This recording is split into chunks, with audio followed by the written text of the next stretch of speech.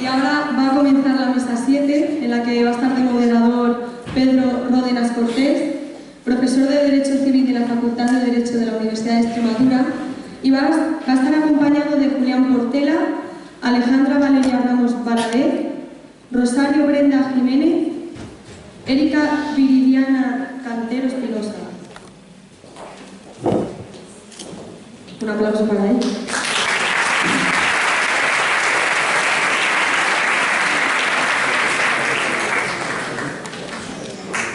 Como podéis ver en las pantallas, está apareciendo la foto que os ha dicho Ángel. Y como decía, va a comenzar hablando Julián Portela, profesor de Derecho Constitucional de la Universidad Nacional de La Plata, Argentina, cuya ponencia titula Desafío para el Cono Sur, nuevas expectativas constitucionales. ¿Qué tal? Buenas tardes. Ese título amplio yo lo he reconvertido, es el desafío de la igualdad como condición legitimante de la vigencia constitucional del Cono Sur. Vi que soy el único orador de Argentina, me han rodeado justo a 2 días del partido. Y había preparado parezco Messi dentro de 2 días. Pero bueno, ¿cómo meterme a hablar de fútbol adelante? Bueno, había hecho una exposición, preparado una exposición sabiendo que había mayoría de alumnos, con mucha alegoría deportiva, futbolística, aprovechando el mundial, pero la cancelé. Vamos a hablar un poco más serio, como hablar de derecho, y una de las expectativas que los organizadores y anfitriones, don Manuel, don Ángel, Ricardo, que escuchábamos recién, en lo personal también Gabriel Moreno González, el amigo extremeño que tenemos el mundo del derecho constitucional aquí, invitaron a hablar de desafíos. Y es algo que los abogados permanentemente nos replanteamos, ¿no? ¿Por qué estudiamos Derecho? Yo en la Facultad de Derecho de La Plata, en Argentina, siempre cuento una anécdota que me pasó aquí cerca, en Salamanca, cuando estudié, porque somos eternos estudiantes, no solo somos profesores, seguimos estudiando, y era ¿por qué estudiar Derecho en Argentina? ¿No? Porque justamente parece que las reglas del juego no son lo que más nos caracteriza, ¿no? Goles con la mano, la picardía, la viveza, es algo que va a contramano del respeto de las normas. Y bueno, yo justamente contesté cuando me hicieron esa pregunta a un colega español en Salamanca, les decía justamente lo que nos motiva a los profesores de Derecho Constitucional comúnmente es la desigualdad. Tenemos una desigualdad estructural enorme, y creo que en esto casi todos los colegas latinoamericanos lo van a sentir. Esa es una lucha, eso es un horizonte que tenemos siempre, cómo achicar esa brecha. Tengo muchísimos ejemplos, cualquier colega latinoamericano, solo cuando salía a la calle ve que la desigualdad choca y es distante enormemente, casi al punto de la hipocresía con lo que dicen las normas. Tenemos una constitución formal que dice una cosa, habla de igualdad, de que todos somos iguales, tenemos las mismas oportunidades, y salir a la calle implica enseguida encontrarse con chicos limpiando vidrios y que no tuvieron las mismas oportunidades que tenemos nosotros. Entonces lo primero que nos hace es ser agradecidos, porque casi todos salimos de un sistema de universidad pública y no podemos desconocer que la sociedad financia que estudiemos derecho para algo. Los médicos lo tienen bien fácil, más con la pandemia como la que tuvimos, ellos luchan y estudian por la vida de las personas. Nosotros, ¿por qué luchamos? Y ahí de nuevo la vuelta, ¿no? Y dentro de ese contexto yo quiero mencionar 2 o 3 puntos porque es corto y porque tengo el moderador encima pegado como un stopper marcándome y me sigo metiendo en la analogía futbolera, pero que nos dice enseguida qué es lo que tenemos que aspirar y cuáles son los caminos para acercar a esas desigualdades profundas. Hoy por hoy Argentina, que es un país que tuvo todo y tiene todo para ser un país mucho más ordenado, más organizado, tiene una sociedad virtualmente dividida, y no solo polarizada, como decía Ricardo bien, hoy que pasa en casi toda Latinoamérica polarizada ideológicamente al punto de un cisma, de una grieta enorme, sino que la tenemos dividida socialmente. Hoy por hoy el 50% de la población argentina es pobre. Un país rico, enormemente rico, bueno, había 12. Y es la energía que tenemos, sobre todo cuando hablo de algo que me motiva como la desigualdad. Enormemente rico y sin embargo distribuye muy mal sus riquezas, y no es un tema económico, es un tema constitucional, es un tema político. Es una decisión política, es una decisión constitucional. Y ahí está el eje, no dejar todo, la inflación y las cuestiones de inseguridades, a materias económicas. Es una materia claramente de nuestros ayos, agua para nuestro molino. Son decisiones de tipo jurídico-político.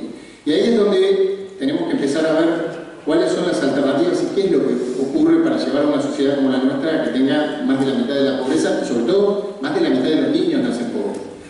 Y ahí está un poco revisionar los consensos constitucionales. Hoy por hoy casi todos los países latinoamericanos están revisitando su constitución. Yo estuve hace 3 meses en Chile, invitado a la Convención Constituyente. Ustedes saben, Chile tuvo una rebelión justo antes de la pandemia, muy fuerte, popular. Chile era el hijo pródigo, sobre todo del mercado norteamericano, con una economía próspera, pero cada vez que uno lo visitaba, yo tengo un hermano casado con una chilena que voy a visitar seguido, yo veía desigualdades tremendas también. Tiene un sistema de educación pública que no es como aquí, no cualquiera puede ir a la universidad cumpliendo determinados recaudos. Allá es muy complicado ir a la universidad, sobre todo si uno quiere graduarse en cuestiones que no sean oficios, sino profesiones, y lo mismo con la salud pública. Y ese acceso distaba mucho de la bonanza económica que se mostraba puertas para afuera. Y las rebeliones populares que existieron y que siguen manifestándose tuvieron como consecuencia un camino constitucional que fue inconcluso. Esa convención fue rechazada, pero el proceso constitucional está abierto y sobre todo la contención de las minorías. Si hablamos de igualdad hay que hablar de minorías. Las mayorías claramente logran rápido las igualdades. El problema es la diferenciación y el respeto de las minorías, es donde hoy por hoy Chile tiene el gran desafío. Cuando hablo de minorías, hablo también de la población indígena en Chile, que está claramente postergada, del acceso al agua, de las minorías sexuales, que están fuertemente discriminadas. Quiero ir citando, ya que no voy a citar ni a Messi ni a Maradona, quiero citar a otro argentino bastante conocido, que es el Papa Francisco, hincha de San Lorenzo, y sigo con el fútbol, que él menciona que el gran desafío que tenemos a futuro, los buenos cristianos, es dejar de construir muros y empezar a construir puentes. Así que un poco ahí es donde están dirigiéndose todo mi trabajo en investigación. Sobre todo mi énfasis apunta al acceso universal a la justicia.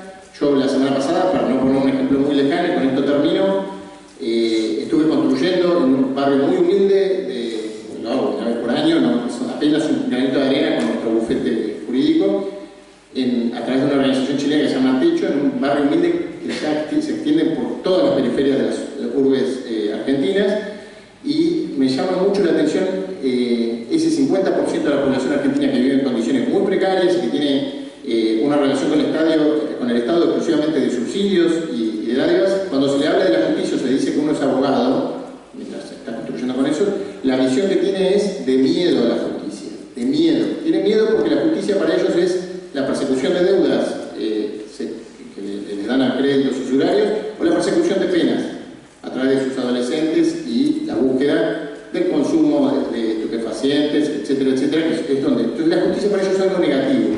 Y revertir ese rol y que vuelva a ser como la medicina de una sociedad que tienda puentes, que integre el derecho como factor de integración y no de segregación social, es el gran desafío que tenemos hoy por hoy los juristas y estudiantes de Derecho en Argentina. Les agradezco mucho, es un placer estar aquí nuevamente y disfrutar de Cáceres. Gracias.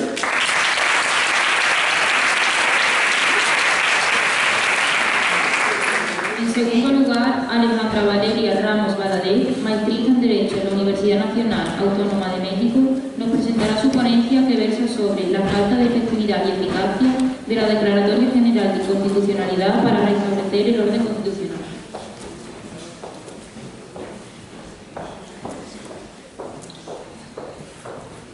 Hola, buenos días. Estos son mis avances de investigación en la maestría.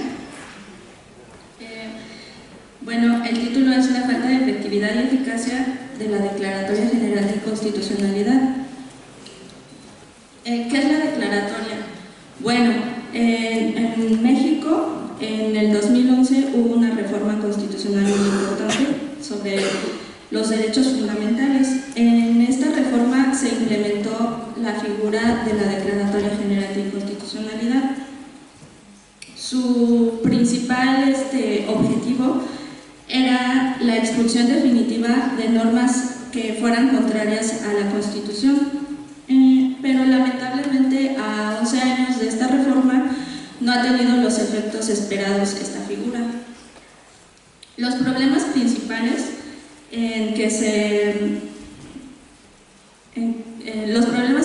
que tiene esta figura es su proceso, que es largo y es confuso. En primer lugar, se necesita 5 criterios en el mismo sentido. Esto es jurisprudencia por reiteración.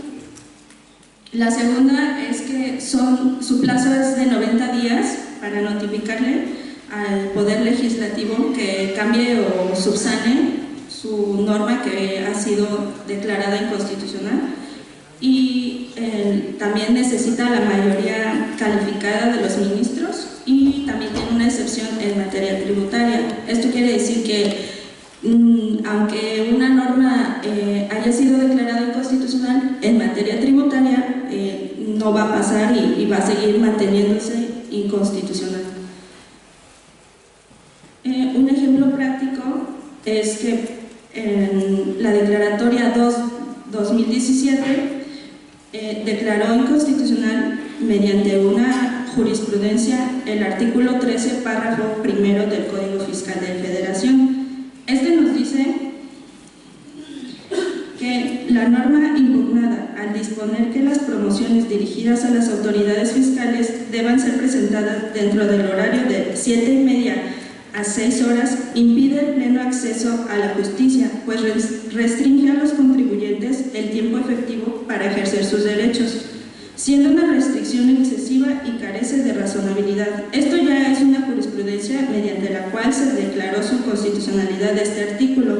Sin embargo, su estatus sigue siendo, mientras tanto no se establezcan otras jurisprudencias con este mismo criterio, la norma sigue siendo vigente o prevalecerá. Aquí hice una estadística de que desde la reforma del 2011 hasta ahorita han pasado 11 años, donde se han emitido 35 declaratorias generales, pero solo 2 han sido declaradas inconstitucionales con efectos generales. Mientras tanto, las otras siguen siendo prevalentes. El recuadro amarillo, por ejemplo, son las que se desecharon por ser de naturaleza tributaria, y las que se conceden 90 días a la autoridad son las azul, mientras que el porcentaje mínimo son las 2 que han sido. Mi propuesta de investigación es, en primer lugar, que la jurisprudencia por reiteración ya no sea en 5 criterios seguidos, sino que con la sola emisión de un criterio se pueda crear la jurisprudencia, y así se pueda llegar a formar la declaratoria. Y mi conclusión es: la declaratoria encierra un enorme potencial igualitario para fomentar un mejor acceso a la justicia, y esto así para que el legislativo refrende su obligación de crear leyes que respeten la Constitución, mientras que la Corte debe fungir como un verdadero tribunal constitucional y sancione y expulse aquellas normas declaradas inconstitucionales. Gracias.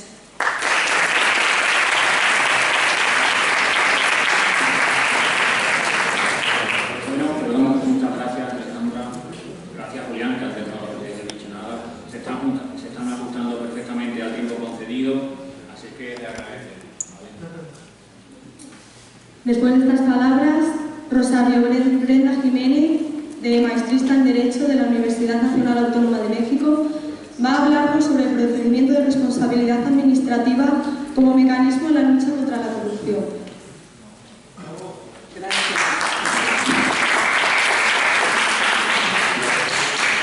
Hola, buenos días a todos. Sí se escucha, ¿verdad? Sí. Bueno, antes de todo quiero agradecer la invitación que tuve por parte de esta universidad. Les agradezco a los organizadores, les agradezco a todos ustedes que estén presentes. De verdad me enaltece estar aquí. Vengo de México.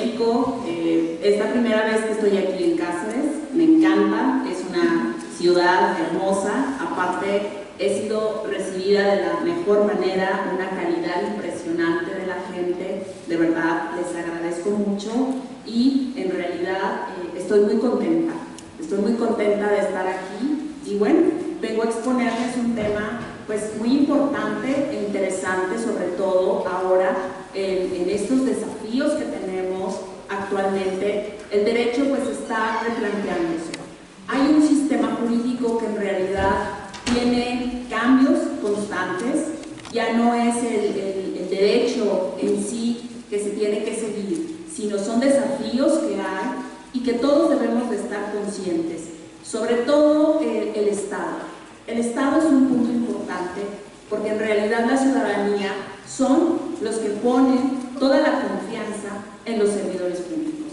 Las instituciones gubernamentales son los que deben de velar por el interés público y son los que de alguna manera deben de ver las necesidades de la sociedad y sobre todo ver que se cumpla con la legalidad con la cual a nosotros como servidores públicos de alguna manera nos encomienda el propio gobernado. Entonces, la razón de este tema que voy a presentar aquí pues es el procedimiento de la responsabilidad administrativa de los servidores públicos como un mecanismo de combate en la lucha contra la corrupción. En México hemos tenido diversos aspectos que se han considerado justamente para combatir ese flagelo. La corrupción es un fenómeno que día a día va avanzando más en todos los países. Antes era en algunos. Estamos hablando que es algo que avanza de manera impresionante, porque los servidores públicos de alguna manera ya no velan por el interés público de la sociedad, ya tienen un interés personal sobre aquellos que de alguna manera tendrían que ser el amor, ese servicio público que se debe a la sociedad. Eso ya no existe. Ellos ya lo que ven es ese interés personal y decir qué voy a obtener, qué beneficios voy a obtener para mí y que lo demás no me interesa. No quiero saber cómo se encuentra la sociedad. La sociedad, de alguna manera, se les da a los gobernantes la confianza y se da esa credibilidad que de alguna manera nosotros no podemos perder ante el Estado. El Estado maneja aquellos recursos que la propia sociedad pone en ellos, que den esas cuentas, esa transparencia, esa legalidad. ¿Y qué pasa? Que ya a veces la gente pierde esa credibilidad en las instituciones gubernamentales. Y evidentemente cuando dicen vamos a llevar a cabo una obra pública, vamos a llevar esto, a veces la gente dice es que es dinero que ya ni es necesario. ¿Por qué? Porque esos servicios públicos apenas hace 2 años llevaron a cabo esas obras. ¿Y qué pasa? Pues que otra vez van a justificar presupuesto para poder llevar a cabo nuevamente trabajos que ya no eran necesarios. ¿Eso qué ocurre? Pues evidentemente que se van a los bolsillos de muchas personas. Y eso, pues la ciudadanía va perdiendo esa credibilidad. Y evidentemente, pues decimos, ¿qué está pasando? Nosotros tenemos esa confianza en los gobernantes y no pasa nada. ¿Qué es lo que se requiere justamente? Pues un medio de control. Un medio de control que sancione todas esas actividades, todas esas conductas que los servidores públicos hacen en contra del interés público, del interés social. No podemos dejar eso a un lado. Y justamente es uno de los temas y grandes desafíos en el derecho administrativo. El derecho administrativo se ha quedado un poco olvidado, como que ya no hay mucho tema, mucho lugar a poder hacer ese estudio, esa investigación. ¿Qué podemos hacer para que esto se combata? Pues evidentemente buscar un medio de control sancionatorio en contra de aquellos servidores públicos que no tienen esa visión de ver el interés público, el interés social. Entonces, todos los países pues, se han llevado a cabo diversas acciones y México no es la excepción. México tuvo una gran reforma el 27 de mayo de 2015 en donde crea un nuevo sistema nacional anticorrupción con unidas a poder bajar esos altos índices de corrupción. México forma parte, tiene el nivel 35 de los 70 países más corruptos a nivel mundial. Evidentemente eso pues está muy alto, ¿no? Hay muchos más países que en realidad, en lugar de bajar esos niveles de corrupción y sobre todo que va generando impunidad, pues evidentemente también no puede llegar a esos niveles. Y México justamente tuvo una reforma constitucional para bajar esos niveles de corrupción. El nuevo Sistema Nacional Anticorrupción, que fue creado el 27 de mayo de 2015, fue con esa finalidad. No solamente en el nivel federal, sino en todos los ámbitos, el nivel estatal y a nivel municipal y local. Justamente como coordinarse entre todos los niveles de gobierno para abatir esa corrupción, esa impunidad que se genera cuando no se sanciona con toda la legalidad a aquellos servidores públicos que no llevan a cabo ese servicio público, ese interés general que deben de tener con la sociedad. Entonces, ese Sistema Nacional Anticorrupción ha creado las bases justamente para abatir esa impunidad y evidentemente creó un catálogo de leyes que fueron la Ley General para que siente las bases en ese Sistema Nacional Anticorrupción.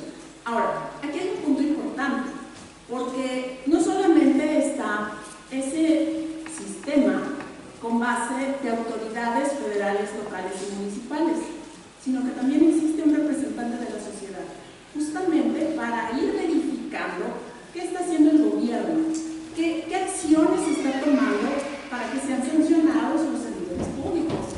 Y evidentemente ese es un gran paso, porque no queda así como que quién representa a la ciudadanía, quién representa pues a la comunidad, al pueblo. Pues justamente ese representante que va a vigilar de alguna manera las acciones que tienen pues los servidores públicos. No sé cómo vaya de tiempo. Unos minutillos. Perfecto. Entonces, ese es el punto, de platicarles un poco cómo funciona nuestro sistema. Este sistema pues sentó las bases justamente para poder sancionar a todos aquellos servidores públicos y ha creado de alguna manera diversas instancias, como les acabo de mencionar, la participación que tiene aquel representante de la ciudadanía. Hay otro punto importante, el Tribunal Federal de Justicia Administrativa, pues, prácticamente en años antes de esta reforma constitucional, pues era un órgano jurisdiccional, meramente para resolver controversias entre el gobierno y los particulares. Ahora no, ahora funciona como un ente sancionador, solo para conductas graves. Es decir, aquí existen instancias, la Secretaría de la Función Pública y los órganos internos de control, que son aquellos entes de fiscalización. Ellos se encargan de sancionar todas aquellas conductas no graves. En este caso, hablamos de conductas no graves, aquellas que prescriben en el término de 3 años. Es decir, del momento que el servidor público comete una conducta infractora a la ley o una falta administrativa, va a ser en el término de 3 años. Mientras que aquellas conductas que están enfocadas al desvío de recursos, al peculado, al cohecho, prescriben en 7 años. Y quien resuelve esas circunstancias pues es el Tribunal Federal de Justicia Administrativa. Es decir, la Secretaría de la Función Pública o los órganos internos de control que se encuentran dentro de todas las dependencias y entidades de la Administración Pública Federal pues son los que van a llevar a cabo aquel procedimiento de investigación, de sustanciación, y hasta ese momento se advierte que es una conducta grave, lo que va a hacer es preparar el expediente y turnarlo al Tribunal Federal de Justicia Administrativa para que él a su vez determine la sanción que proceda para aquellos servidores públicos que encuadren su conducta en una falta administrativa que integra la Ley General de Responsabilidades Administrativas. En todo caso que sea una conducta no grave, se quedará dentro de la Secretaría de la Función Pública o los órganos internos de control. En este sentido, ellos lo que van a resolver va a ser una sanción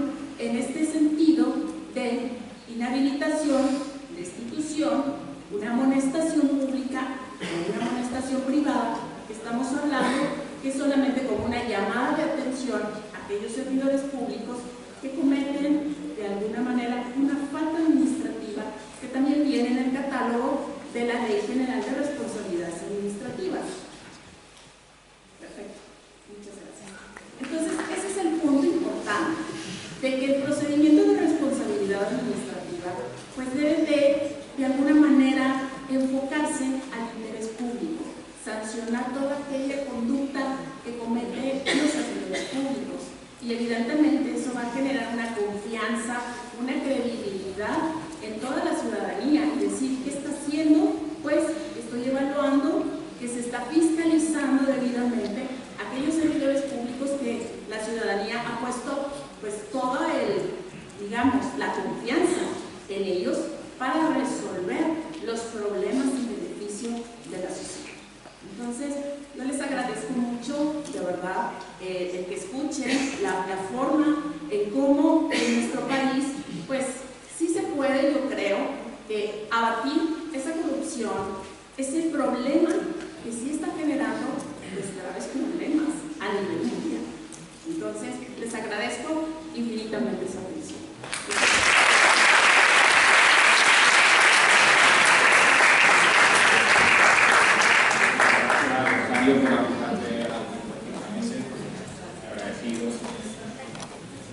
A continuación, Erika Viridiana Cantero Espinosa, también maestrista en Derecho en la Universidad Nacional Autónoma de México, va a exponer su ponencia que titula Certeza y seguridad jurídica de la geolocalización de las bandas en líneas en México.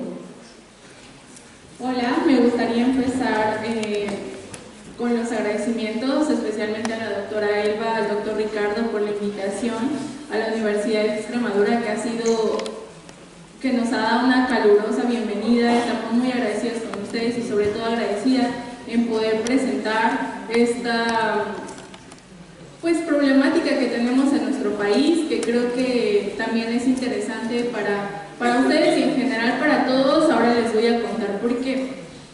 Porque es importante cualquier modificación que llegara a tener estas bancas en línea. Quisiera hacer un pequeño ejercicio, si ustedes me pudieran apoyar. ¿Quién de aquí tiene la aplicación de su banca en su teléfono? ¿Que pudiera levantar la mano? Pueden observar que todos tenemos la aplicación de la banca, ¿no? En México, la Comisión Nacional Bancaria y de Valores, junto con el Instituto Nacional de Estadística y Geografía, han trabajado desde el 2012 precisamente en tratar de medir esta inclusión financiera que tenemos en nuestro país, teniendo como resultado la Encuesta Nacional de Inclusión Financiera. Han hecho 3 ediciones, en este caso ya al día de hoy podemos contar una cuarta. Hasta el 2018 y antes de la pandemia, el 68% de la población mexicana de entre 18 y 70 años contaba con al menos un producto financiero. Es decir, de los mexicanos que cuentan con productos financieros, en ese momento solo el 22% tenía activo el servicio de la banca en su celular. Es decir, de los 62.2 millones que éramos, el 51% tenía su banca en su teléfono.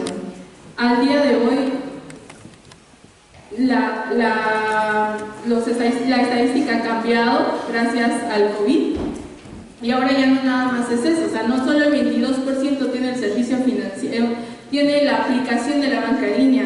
Hoy en día estamos hablando que el 52% de los usuarios que tienen un servicio contratado tenemos la aplicación de las bancas en línea. Entonces, cualquier situación o cualquier regulación que llegara a tener las bancas en línea nos afectaría a todos los mexicanos, y creo que aquí también sucedería lo mismo. Me gustaría empezar hablando acerca de un poco de la historia que ha llevado a esta reforma de la que yo voy a hablar. En los años 20 y 30 tuvo su gran auge las mafias norteamericanas, con su capo precisamente Al Capone, que empezó con esta situación que llamamos lavado de dinero. ¿Cómo? Pues a través de unas lavanderías introducía al sector financiero el dinero ilícito que él tenía con sus actividades. Entonces, estamos hablando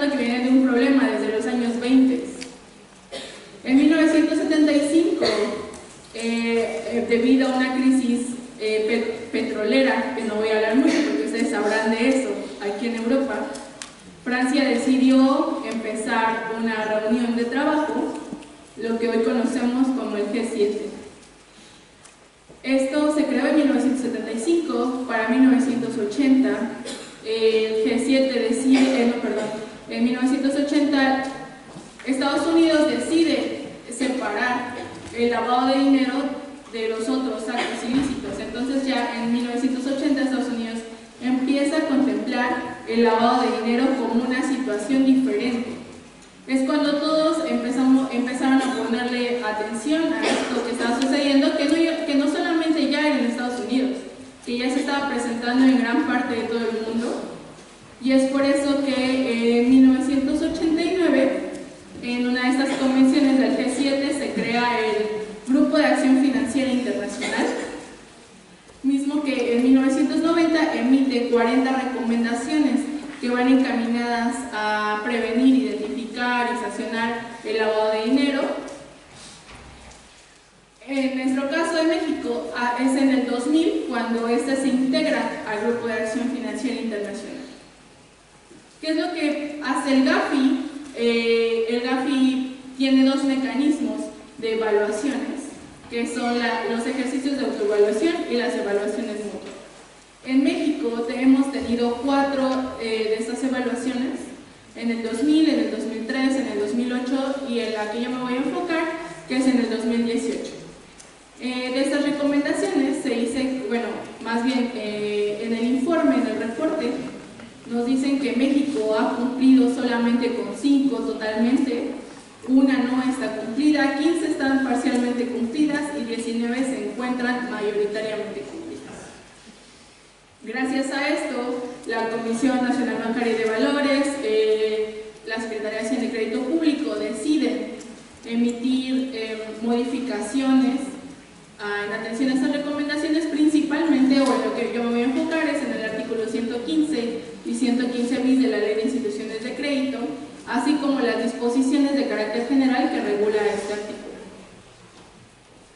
¿Qué dice? Pues básicamente establecía que las instituciones financieras tenían un plazo de 24 meses, contados a partir del 22 de marzo del 2019, para dar cumplimiento a las modificaciones. ¿Cuáles eran estas modificaciones? Que las entidades financieras se veían obligadas a recabar previo al consentimiento, según el consentimiento de sus usuarios, la geolocalización de las bancas en línea en cuanto accedieran, aun cuando ya se tenía identificado plenamente a todos los usuarios. Creo que aquí todos hemos ido a abrir una cuenta de banco y nos piden muchísimos requisitos, ¿no? Y aún así querían que recabáramos o quieren que recabara la institución financiera la geolocalización. Según era a petición del usuario, ¿no?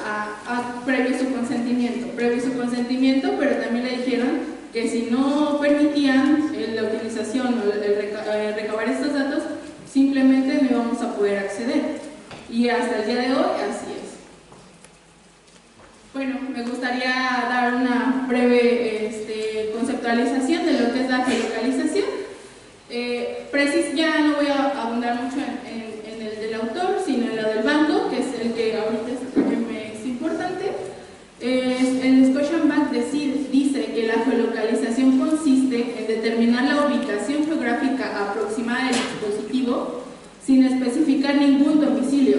Por disposición obligatoria y regulatoria se necesita para realizar operaciones y transacciones desde Scotiabank Móvil. Esta medida oficial aplica para todos los bancos y busca incrementar aún más la seguridad de las operaciones por Internet. Bueno, por el tiempo voy a dar mis conclusiones. El objetivo de estas modificaciones que sufrió el artículo 115, si ustedes observan en los considerandos, va encaminado totalmente a la prevención e identificación del lavado de dinero. Si bien es su objetivo prevenir e identificar, considero que permitir y realizar la geolocalización de nuestras bancas transgrede nuestros derechos fundamentales. ¿Por qué? Porque tampoco la ley ni es específica acerca del tratamiento que le van a dar a nuestros datos. No hay ningún procedimiento al público. Seguramente internamente los bancos los tienen, pero al público no lo sabemos. Entonces, desde mi punto de vista, esto es una transgresión directa. ¿Por qué? Porque no tenemos una seguridad jurídica de lo que está pasando con nuestros datos. Y bueno, también es que al partir de un ámbito penal que es el lavado de dinero, desde mi punto de vista estamos partiendo del punto de que todos somos sospechosos del lavado de dinero y estamos guardando los datos por si en algún momento llegaran a decir que lavamos dinero, pero mientras todos somos sospechosos de ello. Además que considero, y no considero, es un hecho que nosotros no somos los encargados de investigar cualquier hecho ilícito. El encargado está muy claro y es el Ministerio Público quien lo debe de hacer. Entonces, con esto me gustaría concluir y me gustaría que ustedes se llevaran esta reflexión de estar pendientes en esto, en lo que está sucediendo con esa geolocalización. Y muchas gracias.